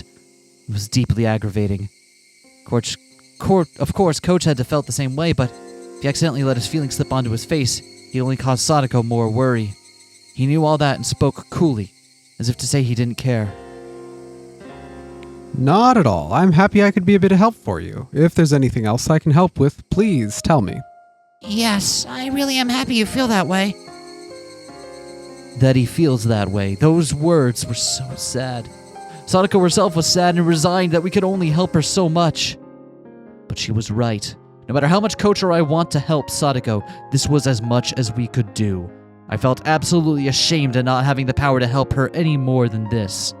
Burning, boiling emotions were bubbling up within me and rising into my throat. Trembling all over, I almost started to cry from my fury. Me too. If there's anything I can do, I'll help you whenever you need. So, hang in there. Wanted to at least give her those trite words, saying that I'd help her whenever she wanted. Yes. Thank you very much. I'm happy just that you came all the way here when you didn't need to. Sadako seemed to have guessed what I was doing in a place like this, when my house was in the opposite direction from school. All right, you... All right, you should get going. They're drunk right now, so there's no telling what they will get mad at you for. She felt guilty getting us involved after we'd helped her, because we wanted to be the only one to suffer this misfortune. Or because she wanted to be the only one to suffer this misfortune. That's how it looked, and it hurt. I handed my supermarket bag over to Sadako. And then I noticed on the back of Sadako's hand was something that looked like a bruise. Hey Sadako, what is that? What the heck is that bruise? I knew as much as anyone how transparent that sounded. I didn't need to hear from Sadako to know how this bruise came to be. Slipped on the stairs and hit it a little. Please pay it no mind. You're lying! Coach nudged me in the back. And then he put his index finger to his mouth to chide me for being so loud. Really? Thank you so much. Until tomorrow, I hope we can see each other at school. That's not what I'm talking about. I asked you how you got that bruise on your hand. Ah! I'm helping by making your problems all about how I feel. The evening glow finally got to a point where I could see the other concealed oval-shaped bruises and traces of swelling on her neck and her legs and other places too. Fell down the stairs. The very moment my violent, rampaging emotions were about to burst their way out of my throat, I found my mouth being tightly clamped down on. Ugh! Coach was pressing down on my mouth from behind, wrapping me around tightly with his hands, so that I couldn't say anything. I could only groan, which I did. That was all I could do. I needed to expel all the magma sitting deep within me, because otherwise I'd surely explode into a million pieces that very moment. So I groaned. I groaned from my mouth, from my whole body, while heat fell in drops from my eyes. I groaned and groaned and groaned to the point of exhaustion.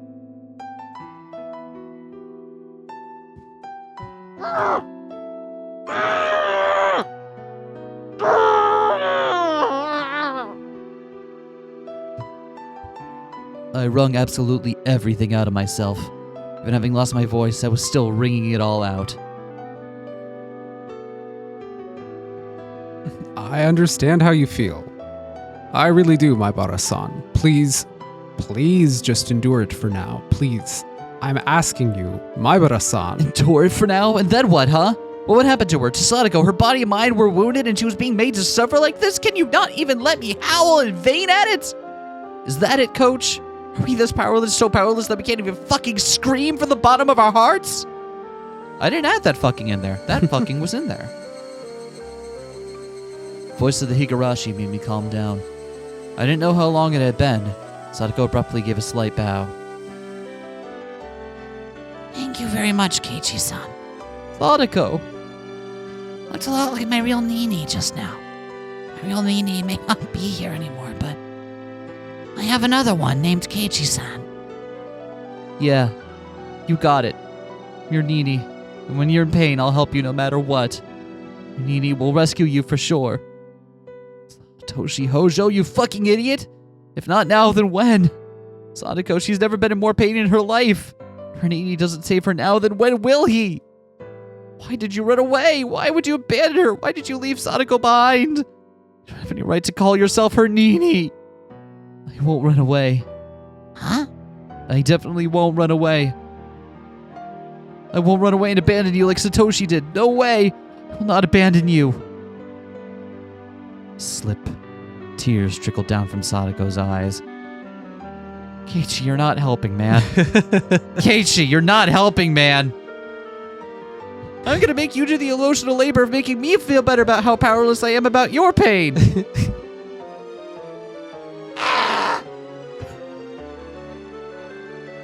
And then she narrowed her eyes into a smile. Goodbye, Nini.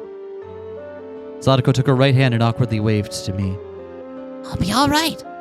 My Nini now helped me so much. So I'll be okay. I'll do my best until tomorrow. I'll be okay. So, for today, this is goodbye.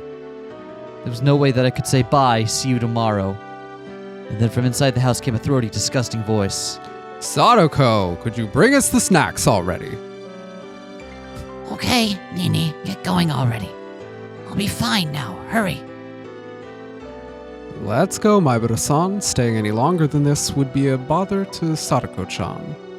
Coach, Nini's house is a little far away. Sorry to ask you this, but could you take him home? Yes, I'll do that.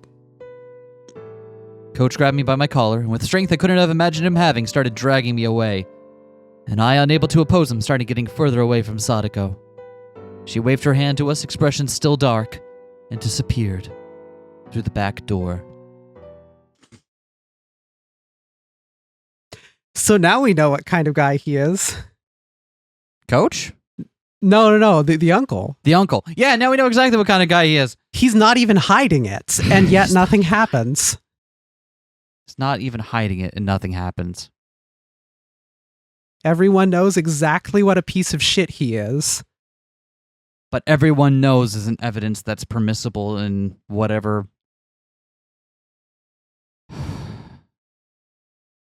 fucking damn it!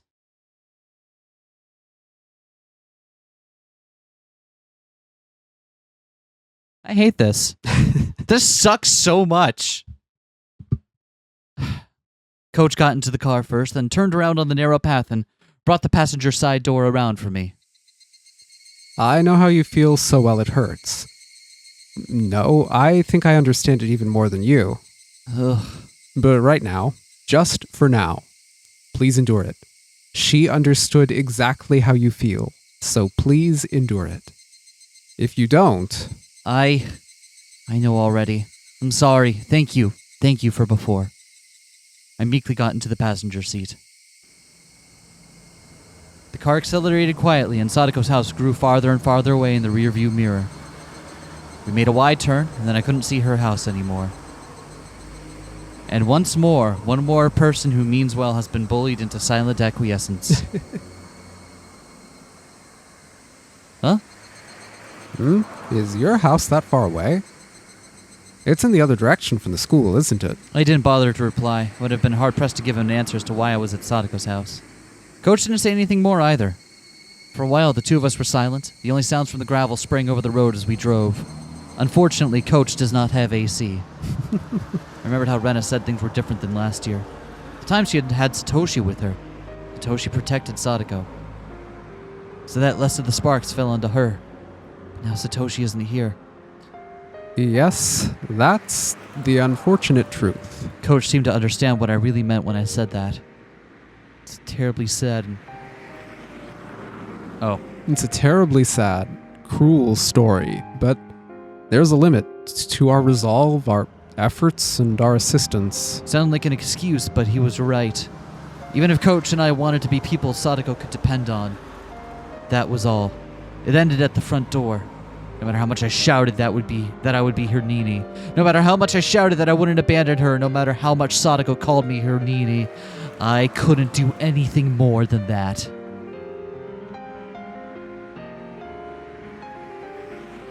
Where on earth could have Satoshi have gone? That's right, Satoshi was another story. Her actual brother, Satoshi. He was in a position to protect her far better than we ever could. It was the cold, sad truth of the massive gulf between Satoshi and us. I wonder what he's been doing lately. Satoshi left home. I didn't know why. Maybe it was because of Oyashiro-sama's curse, or he disappeared, or whatever. In any case, he wasn't beside Sadako now. The time Sadako needed him to protect her most, he wasn't there. Isn't he here? Sadako needs him now more than ever. A lot of people talk about Oyashiro-sama's curse, but the only thing I can say is that he ran away. Well, my friend said that one day he just never came back. He ran away without even leaving so much as a note for his sister. Satoshi-kun had been doing part-time jobs a lot. At the time, Sadako-chan really wanted this huge stuffed animal. It ended up costing a lot, so he was doing all sorts of part-time jobs in order to afford it. He felt so strongly about it.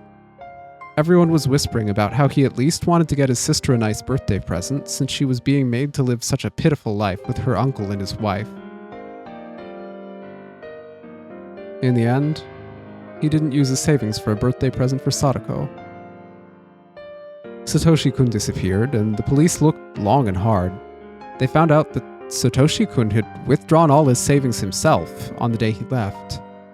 After checking all over, they began to think that maybe he'd used his savings to go to Tokyo. Tokyo? For what? Again, all I can say was that he ran away. Saved us all the money so he could run away? He was that selfish, but how could he just leave Sadako behind? If he's going to run away anyway, he should have brought Sadako with him. Even now, Coach was still calm. He wasn't trying to pour any oil on the fire of my anger at all. He just waited until my anger naturally subsided. After listening to gravel being crushed under the wheels for a little while, Coach spoke abruptly. Please understand. Sadako-chan, left behind, arrived at the same conclusion. I'm a burden on my brother. And that's why he abandoned me. He didn't take her with him when he left. How terrible must Sadako have felt, being betrayed by the brother she loved so much. But Sadako-chan was a very strong person. Of course, she had the support of close friends too, but that was how she regained her smile. I recalled how Sadako had spoken of Satoshi so brightly when I was eating dinner with her and Rika-chan just a few days ago. At the time, I didn't think any more of it than how pleasant their sibling love had been. But now that I did think about it, I realized it was like she was peering into the distance from atop a pile of tragic perseverance.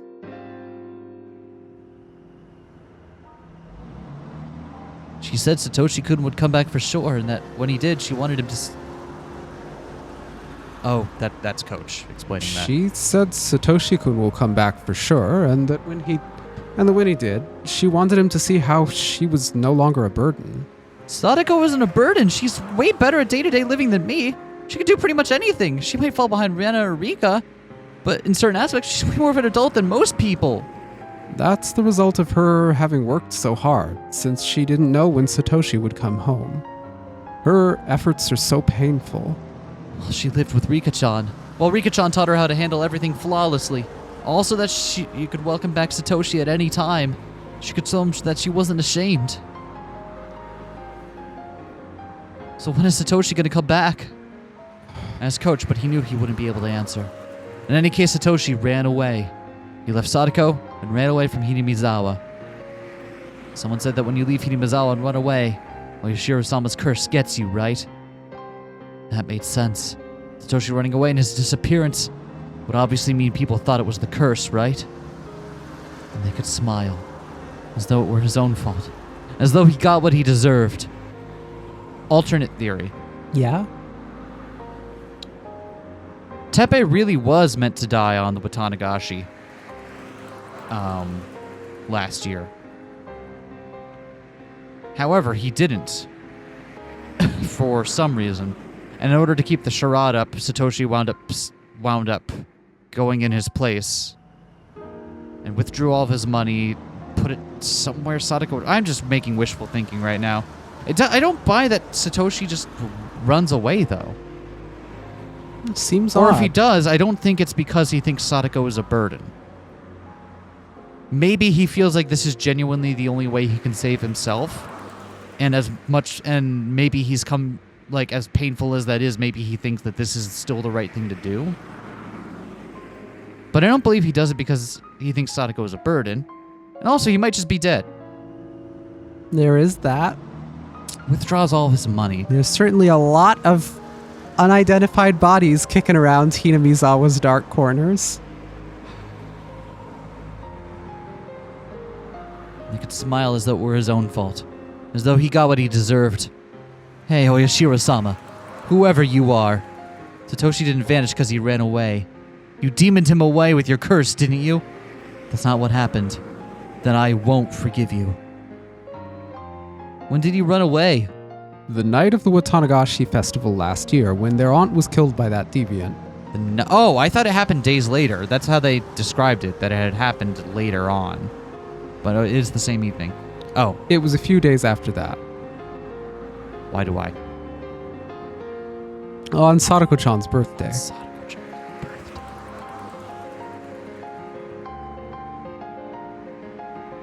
Specifically on her birthday.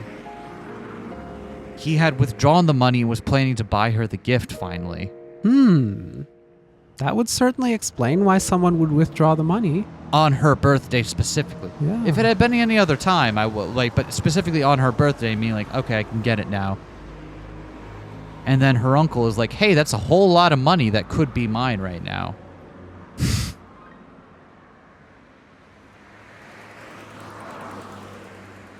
Okay. On Sadako's birthday?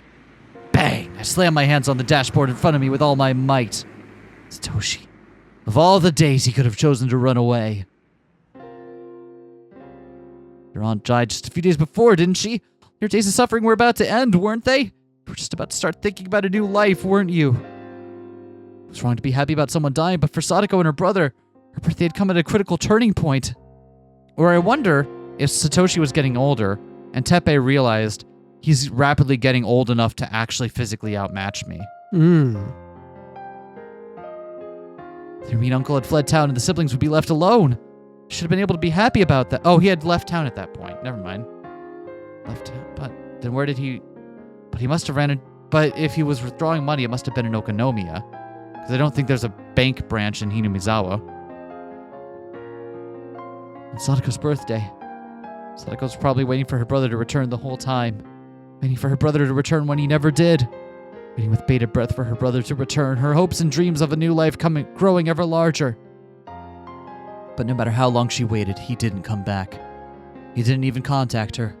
Sadako trembling in anticipation of a great present. Just when? When would she have to face the cold, terrible truth? Satoshi, you fucking idiot. That's a very different response to Satoshi than in Chapter 1. I could feel my blood rising to my head and my anger at Satoshi. I was frustrated. I was aggravated. Couldn't forgive him. Sadako still respected and adored her brother, and yet he so heartlessly betrayed her. Because again, remember, put this together with what we remember from Chapter 1. He had been growing increasingly angry leading up to that point, right? He had taken her out just swinging a bat around. Because by Rena's description, what Satoshi's actions were similar to Keiichi's, right? Yep. I don't remember that also included like him thinking he saw or heard things. But I think broadly we can assume Satoshi's state of mind leading up to that point was similar to Keiichi's. At least Rena thinks so in Chapter 1. Yep. Maybe she has a motive to lie to Keiichi about that, but let's just take it at face value for now. So, I think there's more going on here than the conclusions Keiichi is drawing. Such a person wouldn't just come back. Now when he was most needed, no one would protect her. Not even her real brother Satoshi. So when she started to see you as her Nini, I was happy. Huh? I pray for Sadako-chan's happiness as well, but I have a position in society and a job to do every day. I have little time that I can devote to Sadako-chan, but you're different. You go to school with her and you're closer to her and Satoshi-kun in age. I know you think you can only do so much, but you're in a position where you can give Sadako-chan a hand much better than I can. So, I want you to help her enough for the both of us. That's what I wish for. But that's... Coach, you could... Of course, with my job skills, there are plenty of things only I can help her with. But in the same way, there are things only you can do for her. What I want to say is, we should both perform in every way we can. Was that a little too complicated? Coach added that, but I shook my head in response. When I heard him say he had job skills, it reminded me that he was an adult, in a different position from all of us. Maybe I should ask him about it. Oh, Coach, do you know a lot about laws? No, I know even less than the average person. Why? Suspicious. I thought back to when I argued with Mion and the others about Sadako. I studiously ignore the law. Fair enough. Possibly based. Our children's argument had only left us with the conclusion that we had to wait and see, but what would an adult think?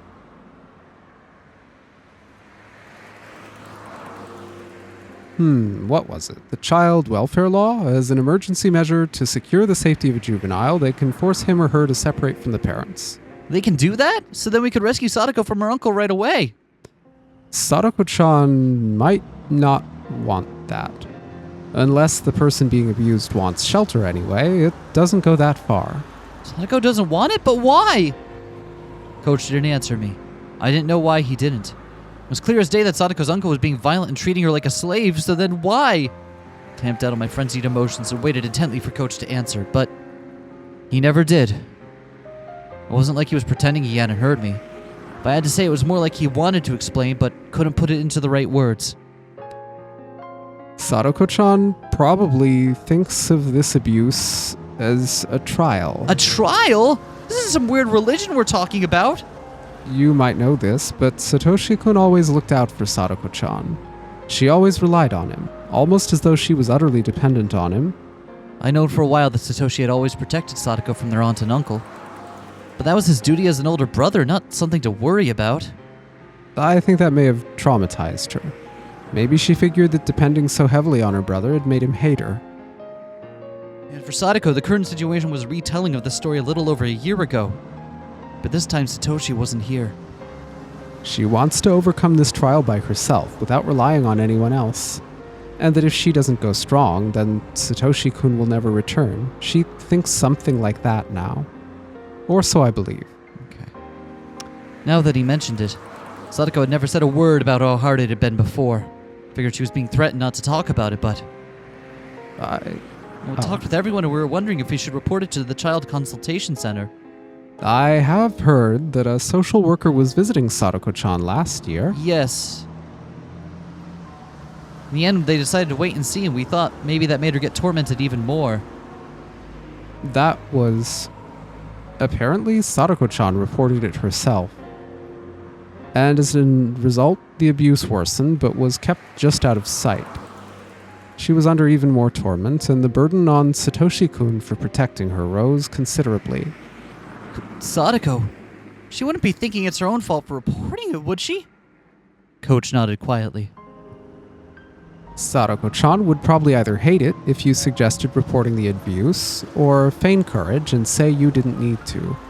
And even if you reported it in secret, she'd probably insist to the social worker that she wasn't being abused. Sadako always acts tough and doesn't readily admit defeat. I could imagine that easily. And the Child Consultation Center has enormous authority in these matters. They can take emergency measures without needing any permission from a court or the concerned child. If the abuse was known to the public, they could forcibly shelter her even if she denied it.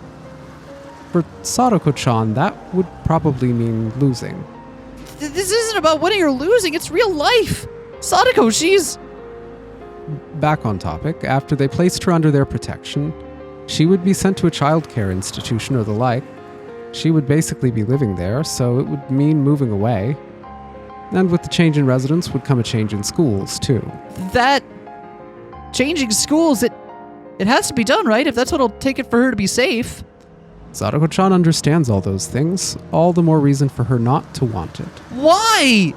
Because Sadako-chan's reason for living is to wait at that house for Satoshi-kun to return. She was a husk, an empty shell after being abandoned by her brother. How did she find her reason to live? Try looking at it from Sadako-chan's point of view rather than your own. He is putting a lot of words in her mouth, but I think by and large, Coach's thoughts on this are considered. I felt like he was trying to confuse me with that hard to understand roundabout way of talking so unique to adults. What was that I couldn't do anything about Sadako wanting to stay in that house, and that I should watch until she gives in? In the end, no matter what I said, Coach himself was saying to wait and see. I don't think that's what he was saying. I think he was saying that Sadako might have reasons to not want that to happen. For example, all of the friends that she has here, the thing that makes her happy and keeps her going every day, would be gone. Is that better? I don't understand. What? If I feel that Sadako really is in danger, I'll report it without asking anyone's opinion. She might not be happy with the result, she might hate me for it, but I believe that'll ultimately what brings her happiness, right? Coach turned to me and gazed fixedly into my eyes. It was written all over his face. He was shocked at what such a young kid had said. Why would you go that far? Coach, no rather normal adults might not have understood, so I taught him the creed that the values that I believed in. Sadako's my friend. I'm her brother. Isn't that enough of a reason? I stared at him with a will strong and unbreakable as steel, as his eyes betrayed a tiny bit of unrest. No, of course that's enough. We were silent for a little while, until finally Coach said only that. Didn't we make a promise? I'm sorry, what? That we weren't going to ever let Sadako cry. We made a vow on that day of the barbecue party. I didn't think about it hard at all, but Coach and I still made a promise. We wouldn't ever let Sadako cry. Oh that shit, was we Keiichi swapped saying it. that. Yeah, sorry. Coach gave me a dry grin of regret, apologizing for not remembering, one way or another. When he grinned like that, made me think that his enthusiasm for saving Sadako was a tiny bit smaller than mine. He lightly hit the brakes, making a skidding noise, and my whole body suddenly fell forward.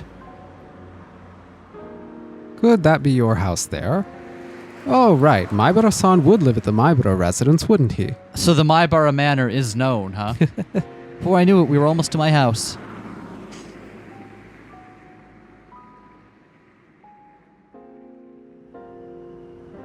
Fuck! Yeah? I need a drink. Man! We have one tip. Okay, we got time to do it. Let's just do it. Case file 31. Let's just get it over with. Plain to see is the achievement. Met someone's relative. I sit so roundabout about this.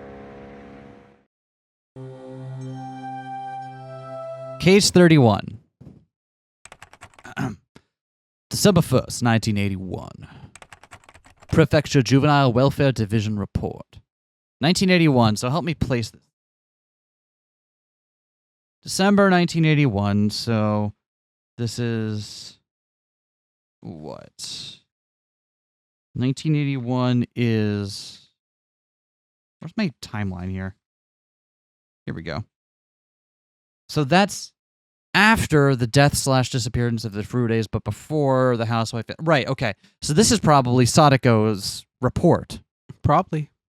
Or the result of her calling child welfare.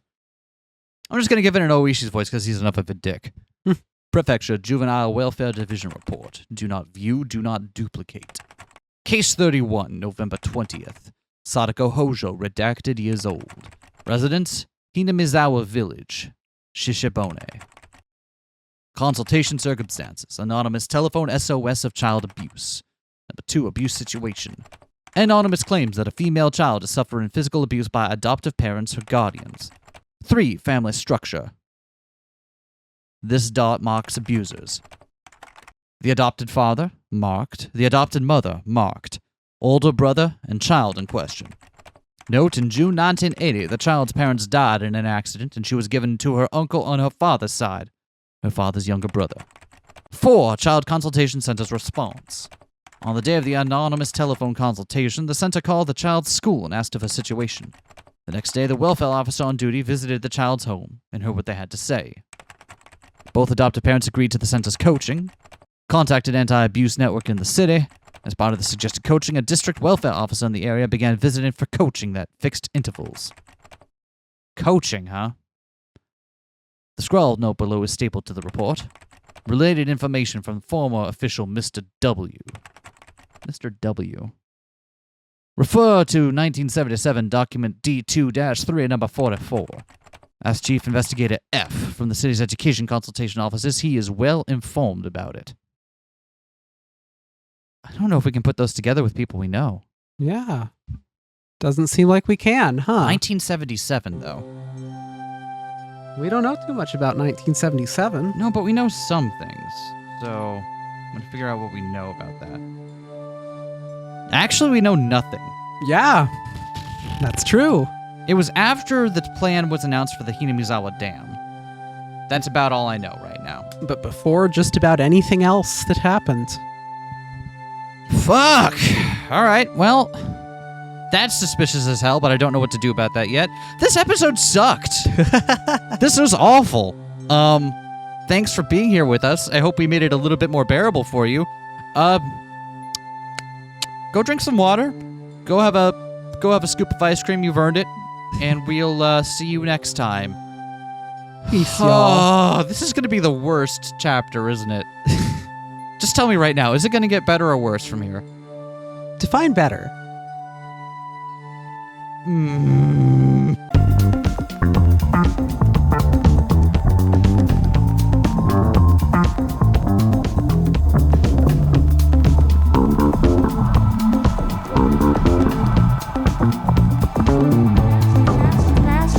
Smash that like, comment and subscribe.